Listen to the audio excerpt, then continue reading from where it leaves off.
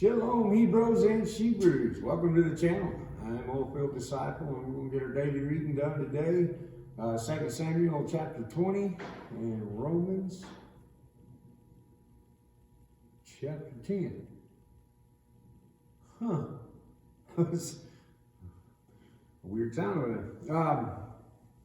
I'm here at the brick and mortar assembly church. I'm going to put up a wall for our sanctuary and kind of divide this big room off into, so we have classrooms over there and then our sanctuary over here. So I figured this would be a good place to go ahead and do our video for this morning while I'm still on days off. And we'll be, tomorrow starts Shabbat, so Shabbat Shalom. Let's get with it. Behind me is Egypt. Got a picture of Egypt behind us. And get your Bibles out. We'll start in 2 Samuel chapter 20. I'll get my Bible. Give me just a second. Oh, right.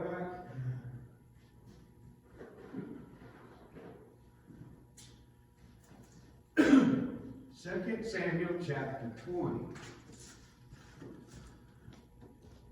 Now, last time we read 2 Samuel, we got the T-bone and the salad, mashed taters, and gravy of the Word. We ate good. I know that was a long video, and like I said, I usually don't allow them to go that long. Also, real quick, if you're new, you just stumbled onto this page, you like the content, please subscribe to the channel, check it out. I have several videos in archive you can go back and look at, and they're all biblical based. Every now and again I'll go political, but most of all my videos are biblical. And we do a lot of reading through scripture. And sometimes I drive around out while I'm checking my oil leases, and the Spirit will lay something on me, and I'll give a teaching as we drive around out there. I kind of do things a little different. Don't need the camera pointing at me the whole time. It's not about me, it's about Yahweh. And so, let's get there. 2 Samuel chapter 20. All right, so as we read from 14 to 19 through 19, the family feud went down. Several double crosses. The son of King David was finally slain. And if you watch that video and you just listen to the reading, or you go back and you read from chapter 14 to 19, you can really see the foreshadowing of the Messiah. Not only his coming, but also his life while he was here in the flesh with us. Like John 1:14, that God would come and dwell with men in the flesh. So let's get busy. 2 Samuel chapter 20 verse 1 says, "There came to be a man of Belial, whose name was Sheba, son of Bichar, a Benjamite. And he blew with the shofar and said, We have no part in David, nor do we have inheritance in the son of Jesse, each one to his tents, O Israel. Then all the men of Israel deserted David to follow Sheba, the son of Bichri. But the men of Yehudah from the Jordan, as far as Jerusalem, clung to their king." And that's kind of a split, because you have the house of Judah and you have the house of Israel. Well, in the house of Israel is Judah and Benjamin. And so the Benjamites here are rebelling against King David, where Judah, the house of Judah, is sticking with him. So that's a division amongst the house. "And David," verse 3, "came to his house at Jerusalem, and the king took the 10 women, his concubines, whom he had left to look after the house, and put them in a protected house and supported them. But he did not go into them, and so they were shut up to that day of their death, living in widowhood. Because Absalom, King David's son, had went in and took his 10 concubines for himself and laid with them. And so therefore they were unclean and no use to David. But he still took care of them. Verse 4. And the king said to Amasa, call the men of Yehuda for me with 3 days, and be present here yourself. And Amasa went to call the men of Yehuda, but he delayed longer than the appointed time which David had appointed. And David said to Abishai, now Sheba, son of Bichri, is going to do us more evil than Absalom. Take the servants of your master and pursue him, lest he find for himself walled cities and escape us. Then the men of Joab went after him, and the Kirithites and the Pelethites and all the mighty men, and they went out of Jerusalem to pursue Sheba, son of Bichri. David's not running this time. He's on the attack. He's not going to put up with insurrection. When they were near the large stone, which is in Gibeon, Amasa came before them, and Joab was dressed in battle armor, and on it was his girdle with the sword fastened. And on it was a girdle with the stone fastened in its sheath at his hips. And as he went forward, it fell out. And Joab said to Amasa, peace, my brother. It's a question. Peace, my brother? You doing all right? In other words, and Joab took Amasa by the beard with his right hand to kiss him. But Amasa was not on guard against the sword and Joab's hand. And he struck him with it in the stomach, and his inward parts poured out on the ground, and he did not strike him again, yet he died. And Joab and Abishai, his brother, pursued Sheba, son of Bichri. And a man, one of Joab's men, stood beside him and said, whoever is well pleased with Joab, and whoever is for David, let him follow Joab. And Amasa was rolling in his blood in the middle of the highway, and the man saw that all the people stood still, and so he moved Amasa from the highway to the fields, and threw a garment over him, when he saw that everyone who came upon him halted. When he was removed from the highway, all the men passed on after Joab to pursue Sheba, son of Bichri. And he passed over through all the tribes of Israel to Abel, and to Beth-Makkah, and to the Berites, and they were assembled and went after him also. And they went and besieged him in Abel and Beth-Makkah, and they cast up a siege mound against the city. And it stood in a rampart, and in all the people who were with Joab battered the wall to throw it down. Then a wise woman called out from the city, listen, listen, please say to Joab, come nearby so that I speak to you. And he came near to her, and the woman said, are you Joab? And he answered, I am. Then she said to him, listen to the words of your female servant. And he answered, I'm listening. Then she spoke again, saying, in former times they often spoke, saying, let them inquire of Abel, and they ended the matter. I am of a peaceful and trustworthy ones of Israel. You seek to destroy a city and a mother in Israel why do you swallow up the inheritance of Yahweh? And Joab answered, far be it from me to swallow up or to destroy. This is not the case. But a man from the mountains of Ephraim, Sheba, son of Bichri by name, has raised his hands against the king, against David. Hand him over, him alone, and I will withdraw from the city. And the woman said to Joab, look, his head is going to be thrown over to the wall. So the woman in her wisdom went to all the people, and they cut off the head of Sheba, son of Bichri, and threw it out to Joab. And then he blew with the shofar, and they disappeared from the city, each one to his tent. And Joab returned to the king at Jerusalem. And now Joab was over all the army of Israel. And Binyah,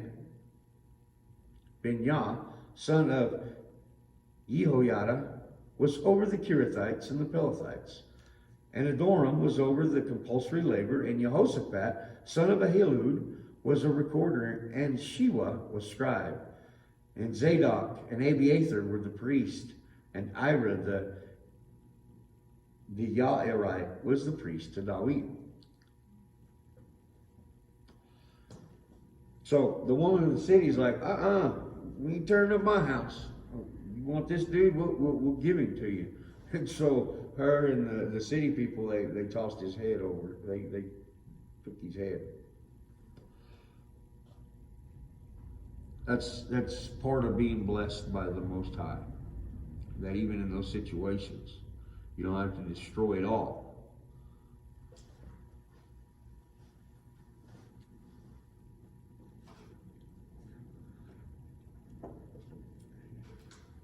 In those days, it's a constant battle of staying on top, staying the big dog.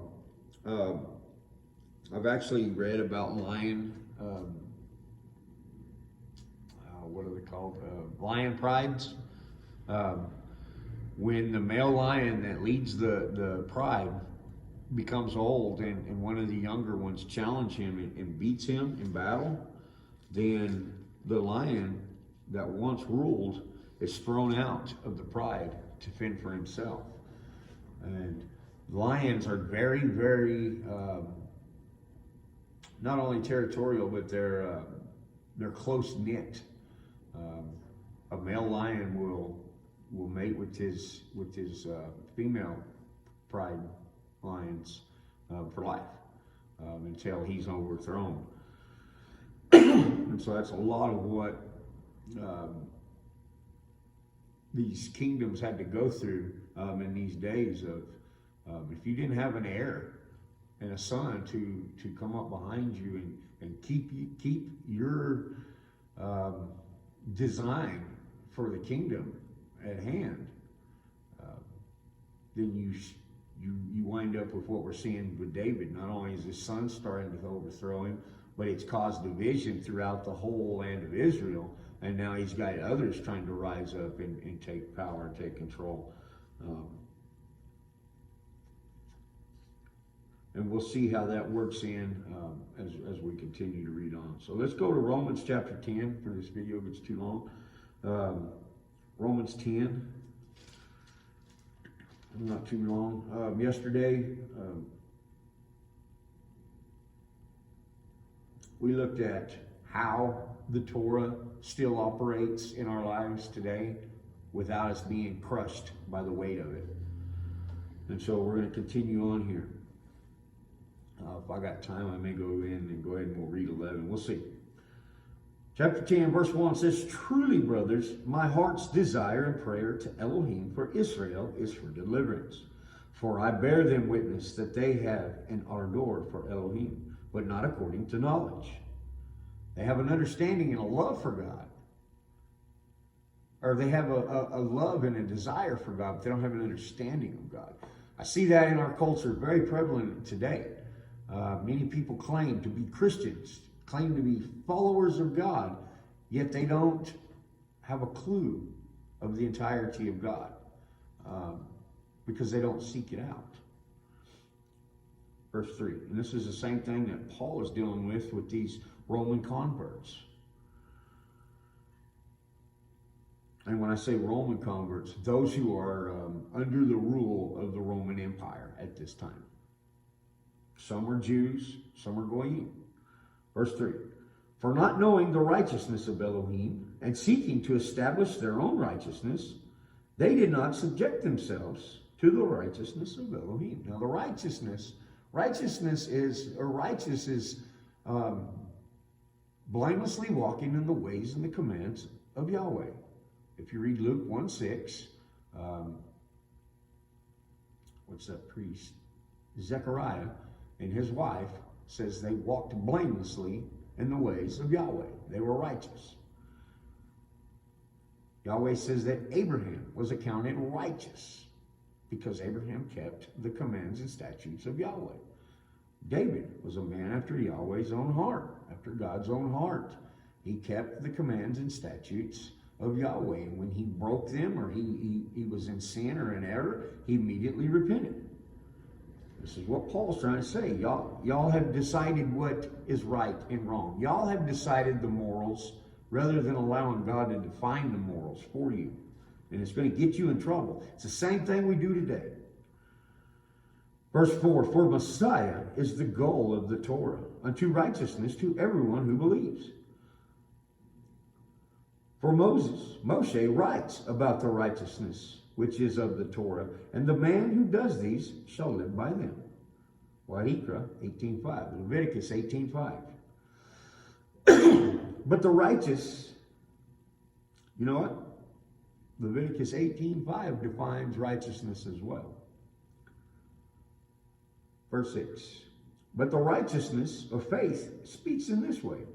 Do not say in your heart, who shall ascend to heavens? That is, to bring Messiah down. Or, who shall ascend to the abyss? That is, to bring Messiah up from the dead. But what does it say?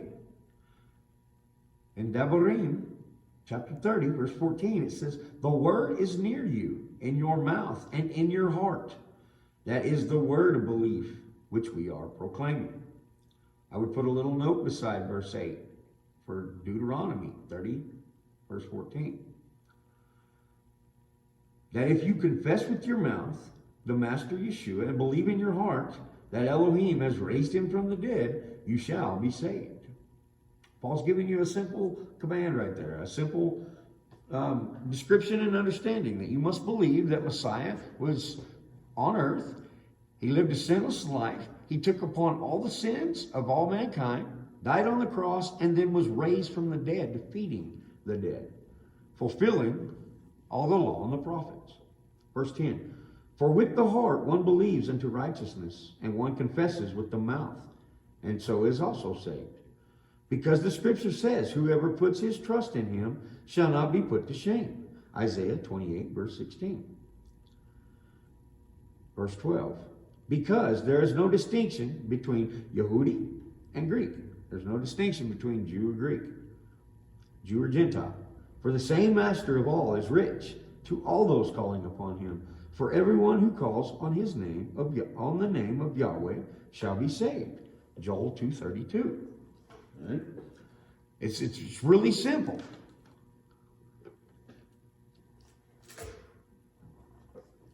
Verse 14, how then shall they call on him whom they have not believed? And how shall they believe in him of whom they have not heard? How shall they hear without one proclaiming? Jeremiah 3:15. God says, I will give you pastors and shepherds after my own heart, to lead you in all my commands and statutes, and give you understanding of me and my word. So how can you do this if you do not hear? How can you follow God and be a believer and have faith in Yeshua if you don't read this word and know who he is? And how shall they proclaim if they are not sent? As it has been written in Isaiah 52 verse 7 says, how pleasant are the feet of those who bring good news of peace, who bring the good news of the good. However, not all obey the good news. For Yeshayahu says, Isaiah says in 53 verse 1, Isaiah says, Yahweh, who has believed our report? Verse 17, so then belief come by hearing, and hearing by the word of Elohim. Faith come by hearing, and hearing comes by the word of Yahweh, of Elohim. It's a Rhema word. If you don't know what Rhema word is, it's R-H-E-M-A, Rhema word. Go look it up. It's a divine word of providence. Verse 18, but I ask, did they not hear? Yes, indeed. Their voice went out to all the earth, and their words to the ends of the world. That's in Telahim 19:4, or Psalms 19:4. But I ask, did Israel not know? For Moshe says, I shall provoke you to jealousy by those who are not a nation. I shall enrage you by an unwise nation. And Yeshayahu, Isaiah boldly says, in chapter 65, verse 1, Isaiah says, I found by those, hang on, turn the page over.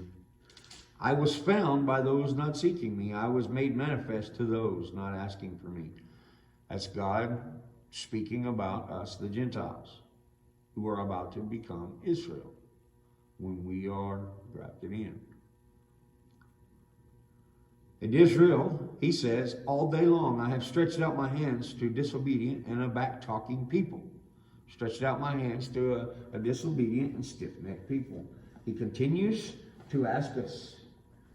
He continues to push us to come towards him.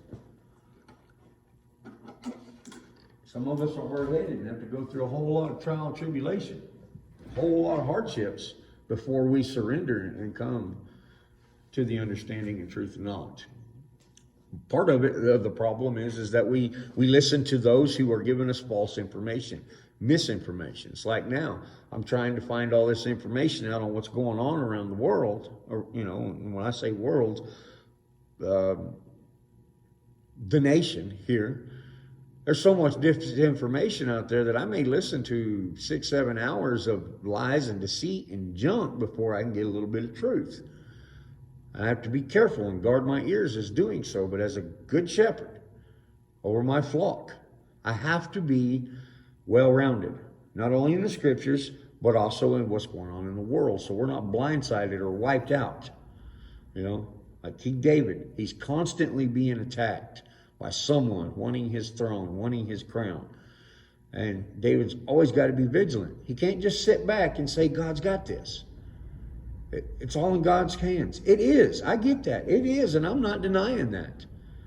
But just like Noah, God told him, build a boat. God didn't bring Noah a boat and say, hop in, son. He didn't do that. He gave Moses instruction on how to protect himself and his family and God's creation. He does the same thing to us. We rebel. Many pastors, oh, don't worry about that, what's going on out there. We just need to worry about Jesus.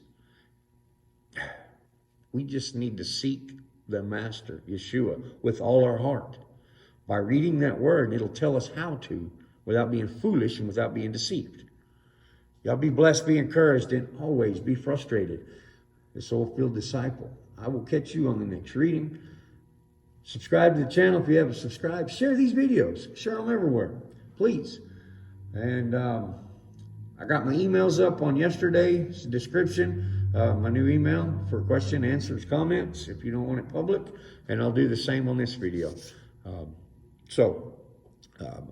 probably post my video that I made the other day. I've been telling y'all all week I'm going to post it. The one I made about how I study the Bible and some tips that might help you with the way you read the Bible. And so I'll probably post that one tomorrow since it's Shabbat. Nice and easy. Y'all be blessed. Be encouraged. And always be frustrated.